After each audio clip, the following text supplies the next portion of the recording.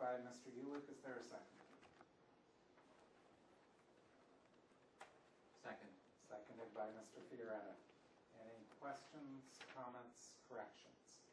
No, I wasn't at this meeting, so I don't know if I'm going to vote present. yeah, I'm going to vote for says is going to stay. All right. You were certainly welcome to do it. We have, by the way, previous boards have had long and spirited discussion of whether a board member who is not present is permitted to vote. The answer is you are permitted to vote, but you know, if you find it advisable to vote present, that's certainly your prerogative.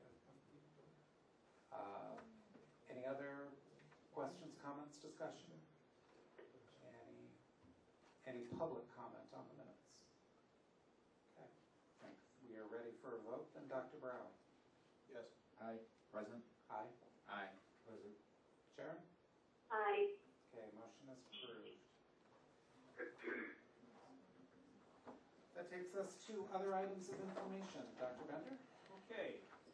In your packets this evening, you had information concerning update on summer construction projects, strategic plan, and some student learning focus areas. I did want to, or at least allude to the fact that at your places tonight, I did give you a packet of what is currently taking place out at Franklin School. It's a project that I'm extremely proud to bring to the board.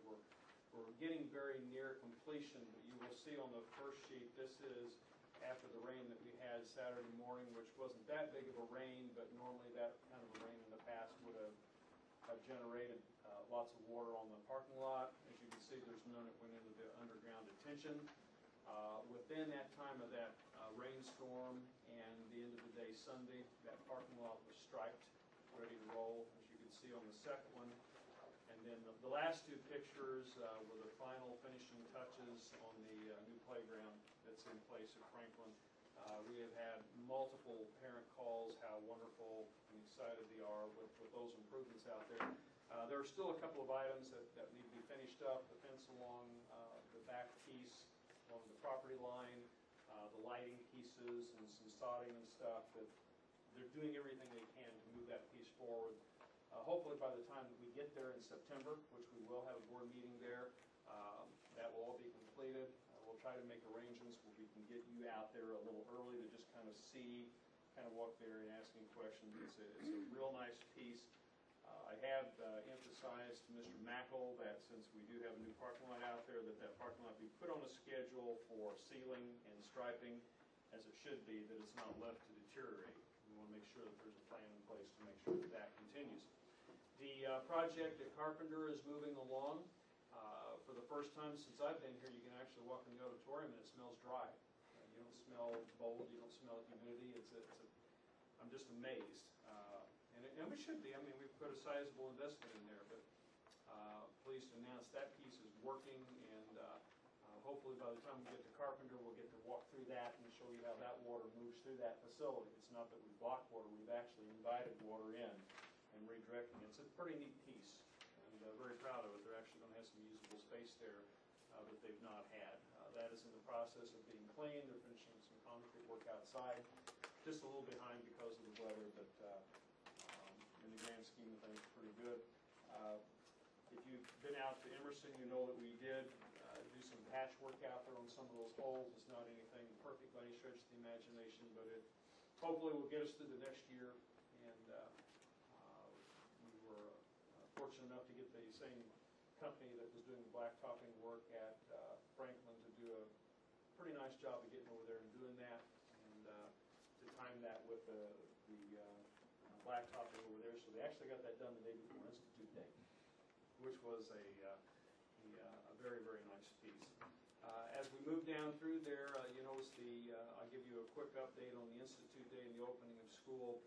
Institute Day was just a marvelous day this year. We kind of changed it up a little bit. We actually redesigned the layout inside the all-purpose room. Instead of constructing another stage, we actually used the stage that was in place and decided we were going to give that a shot. It worked out real well. We, of course, had our kids that performed at the beginning. We also had a group of teachers that performed America the Beautiful after the pledge, which was a very nice treat. Of course, we had our speeches in between. But the emphasis this year was really on kids and thinking kids and doing what's best for kids, and I think our speaker, Mark Scherenbrock, emphasized that and really brought that piece home. And we have just been inundated with wonderful emails from staff around the district who were very excited, left excited that day with the message that he delivered. So thanks to that committee for putting that information together. It was just it was a marvelous, marvelous day. That being said, today was the opening day of school. Kids were not there for a very long period of time, but for the schools that I visited, children were very excited to be back. I'm not sure if they were more excited than the parents. Parents seemed to be very excited about having their children come back to school. And so it was a good day. And we did run into a couple of minor issues with some buses at the end, but it's kind of to be expected, unfortunately. Good thing is we lost no children, so that's a good piece. And nobody fell asleep on a bus, anything. We just had some delays in buses getting from one place to the other. We're not quite sure why that happened, but nevertheless, it did. And so we're on that and working through those pieces as we move through tomorrow. So hopefully, that will move through rather smoothly. We do, in our board meetings coming up, our regular business meetings in September on the 26th, that one will be at Franklin. And for the new board members, actually you came on toward the end when we were doing those school visitations and we were doing those tours. We're kind of leaning not to do the tours right up front again because those are pretty fresh and there's not been a lot of changes, with the exception of Franklin and Carpenter. And so we'll try to make a arranged time at the beginning of the meeting to get out and just see those pieces, because I think they're certainly worth your time to see how the community is handling the situation that we developed there at Franklin, and then of course the changes at Carpenter in that auditorium. I think you'll be very pleased. I think it was money well spent, and I think we've got a good product at the end. So we will be working those pieces through.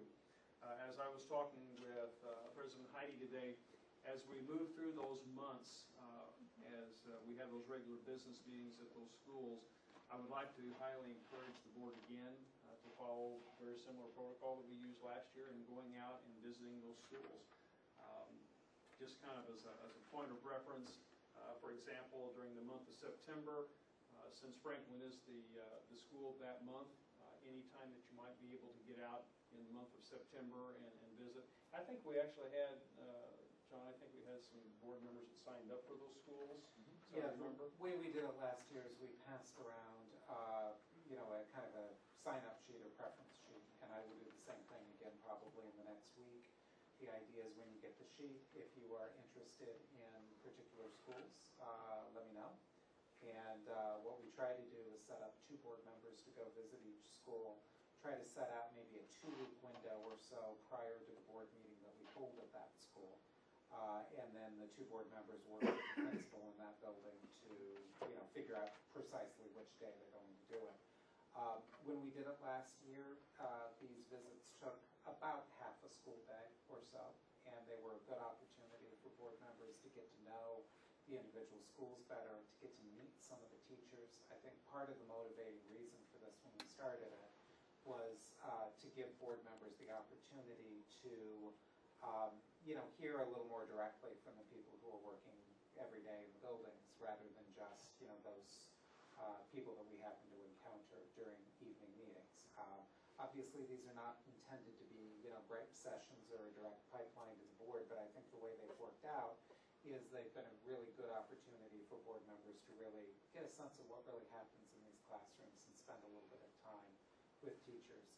Teachers seem to have appreciated this. I think the principals have appreciated the opportunity to show off their schools as well.